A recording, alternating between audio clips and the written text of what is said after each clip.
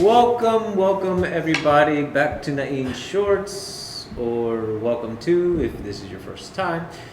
Either way, for those who haven't yet, please like and subscribe, notification button, it helps so we can continue doing these episodes, which we have a lot of fun doing so. And by we, I mean me and my director slash videographer, who's a pain in my ass. But we'll get to why later in a little bit. But we're here at Physique Magnifique, the home of the bladed mind, a wonderful place to be, exercise, train, and just expand your knowledge of what it is you're trying to accomplish. And there's so much more to be offered here. 387 Grand Avenue. If you're ever in South San Francisco, near the peninsula, come on by and come play with us. So, always training, right? Always growing, always looking for new ways to expand how and what we know.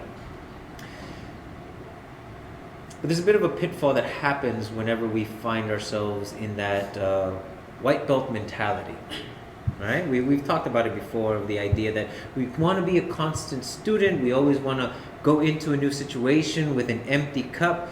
But how well do we go about actually doing that? Do we really listen to the instructions that are being given to us, whether we're new or we're experienced at whatever it is that we're learning? Or do we focus more on what the person is doing and we completely throw that out the window? Now I'm going to use me as an example because it was just recently pointed out that I do this and it kind of sucked. It was a little bit of a blow to the ego, but more so became an argument point with my director, which we're not going to get into the details of, but this is what happened. We were having a discussion about the instructions and whether or not we even listen to them as we should. Mind you, I've been training for the past 9 years, not just in the bladed mind, but other arts here and there. I've listened to other instructors and been able to re-say whatever they said and make sense of what they were showing me at that time. And here I was told to do a simple combination. Let's call it. So whatever angles you do, if you do FMA, just insert yours. But it was 1, 11, 5, back to 1. Those were the instructions that were given to me. And then I was asked, okay, what did I instruct you to do? And I said 1, 11, back to 1. I completely missed the 5. In my defense, I was waiting for there to be a point. But apparently, the point was that I was going to mess up and forget an entire number altogether. So, this is what I heard. 1, 11, 1. What was actually said was 1, 11, 5, back to 1. And I totally missed it. You would think, for having been doing this type of training for the past 9 years, that it would be easy for me to just pick it up and go along with it, or at least it should be. And maybe that's part of the problem. Maybe the problem is that I'm so confident in doing those things that I overlook the nuances, the little bits, the little words that I should be really paying attention to, instead of just believing I know what was said. Because it's not always the same thing. And it takes a lot of honesty to really say, hey, I didn't hear that right, or I made a mistake. Because far too often I've seen in training modules, and especially in larger groups and seminars and things like that, people will automatically go to, oh, we do it this way. But what about the way it was taught? You're being shown one way of doing things, and instead of doing it that way or learning how to do it that way, you automatically jump to something else, something that you do know. Now, why do we do that? Is it a matter of comfort? Is it a matter of arrogance? Is it a matter of pride? Do we just get lazy because we're having so much fun in what we're doing that we don't take the time to realize we're not really paying attention as well as we could? Maybe it is just arrogance and we think we know better. Or maybe we're just dumb. I don't know if the last one is really accurate, but I'm sure that we know at least one person that we would say, yeah, that person is just dumb. And we rarely think that it's us. Because we don't. We think we know what we're doing. We definitely have experience in doing what we do, and we have some understanding, but I think like everything, we oftentimes take it for granted. When you're a new student, you're eager to learn. And even then, that mistake happens more often, where we try to copy the instructor instead of actually understanding what was being said and was being asked of us. So I remember the first seminar I went to, we were doing some softer martial arts. I don't remember exactly the movements that were involved, but the last one was explained as a 45-degree extension of the hand. Now, I didn't pay attention to that part very well, and as a matter of fact, Danny had to come in and correct me afterwards, because I spent the last 15 minutes prior to that striking some dude with a ridge hand into the rib, which was completely wrong. It wasn't even part of the actual technique, and it was supposed to be a soft technique. It wasn't meant to be a strike. It was meant to push the hip.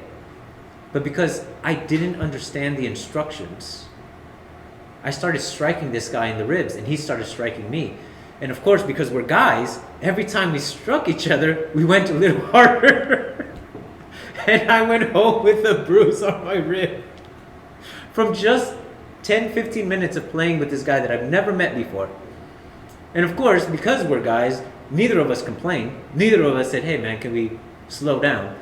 So that definitely was pride working in that particular instance. And maybe it isn't just one thing. Maybe it's just all these combinations of all these little, maybe nuances that we don't consider that keep us from really listening to the instructions. Or maybe we're just embarrassed to say, hey, I don't understand. Granted, in a seminar setting, there isn't a lot of time really to go through all that process. But maybe we should. Maybe we shouldn't go as hard. Maybe we should hold back. Maybe we should communicate with each other and say, hey, you know what? I don't actually know what the hell is going on. Maybe we can work this out between me and you random person that I'm training with that I just met today.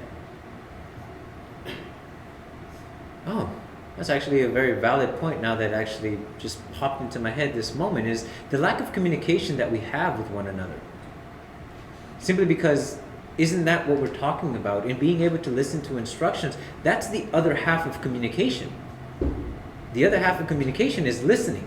It's not just relaying the information and doing everything you can to get that person to understand things the way that you want them to understand, or better yet, the way they are capable of understanding. But also the listening part. Are we as active a listener as we are when we talk? Because you put any martial artist that knows something and you ask them a question, you ask them to show you something, there is this there's this little grin that pops into their mouth whenever they are asked to show something. And sometimes I've seen that it comes off a little arrogant, like, here, let me show you what it is. And it's not done in any bad way, and it's not done in any sort of malice, but there is that sense of pride in being able to give information out. But where is that pride when we're listening to information? Should there be any pride when we're listening to information, which is a whole topic on its own, but how well are we really doing that? There's been many times in my training experience where I don't know the curriculum, where I am completely new to it. And like we all do, we fill in the gaps of what we don't understand with the things that we do know. That's just how the brain works. It doesn't matter what it is, we will automatically fill information based on what our experiences are, what our knowledge is, what our memories are, everything else that has happened, everything that's in our brain will fill in the gaps of the things we don't understand. But very rarely do we just take the time to flat out admit, I don't know, or I don't understand.